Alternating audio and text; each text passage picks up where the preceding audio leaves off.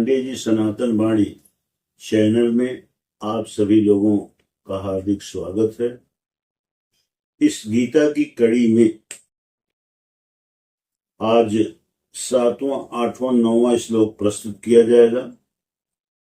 जैसा कि मैं हर बार बोलता रहता हूं कि गीता भगवान परब्रह्म परमेश्वर श्री कृष्ण के मुखारबिंद से निकला है और भगवान श्री कृष्ण ने सिर्फ अर्जुन एक बहाना है, समस्त संसार को कर्मण्येवाधिकारस्ते का यानी कर्मण्यता पर, सक्रियता पर जोर देने के लिए ये गीता का उपदेश दिया है, जो समस्त मानव कल्याण के लिए सर्वोपरि है।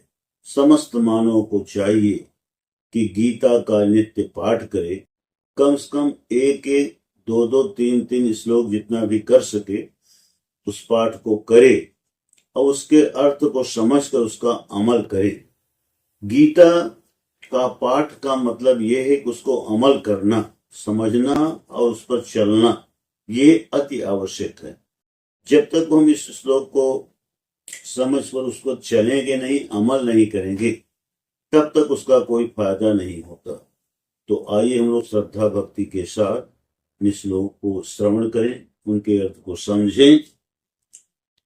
अस्माकं तु विशिष्टाये तान्निबोध द्विजोत्तम नायकामं सैन्यस्य संज्ञार्थं तान ब्रवीमि। हे ब्राह्मण श्रेष्ठ, अपने पक्ष में जो भी प्रधान हैं उनको आप समझ लीजिए। आपकी जानकारी के लिए मेरी सेना के जो सेनापति हैं उनको बतलाता हूं। ये दुर्योधन आचार्य द्रोण से कह रहे हैं। भवान भीष्मस्य कर्णस्य कृपश्च समितिञ्जयः अश्वत्थामा विकर्णस्य सोमदत्तिस्तथैव च।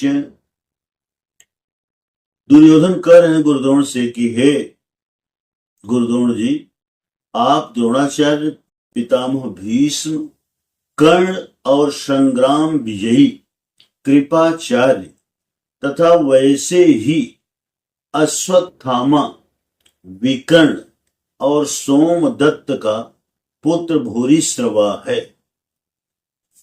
आगे कहते हैं दुर्योधन आचार्य से, अन्ये च बहवः शूरा मदर्थे त्यक्त जीविता नाना शस्त्र प्रहरणाः सर्वे युद्ध विशारदा। दुर्योधन ने कहा कि हे आचार्य, और भी मेरे लिए जीवन की आशा त्याग देने वाले बहुत से शूरवीर, अनेक प्रकार के शस्त्र और अस्त्रों से सुसज्जित और युद्ध में चतुर हैं, जो मेरे लिए संघर्ष करके युद्ध में भाग लेकर के मेरी सेना की रक्षा के लिए, मुझे विजय दिलाने के लिए, आत्मोत्सर्ग करने के लिए तैयार हैं। तो इस तरह से आज ये गीता के 3 श्लोकों को यहाँ प्रस्तुत किया गया इस चैनल के माध्यम से। उसे आप लोग समझिए, अमल कीजिए। भगवान श्री कृष्ण आप लोगों का सतत कल्याण करें। आप सभी लोग इस चैनल को लाइक और सब्सक्राइब कीजिए। हरिओम तत्सत, हरिओम तत्सत, हरिओम तत्सत।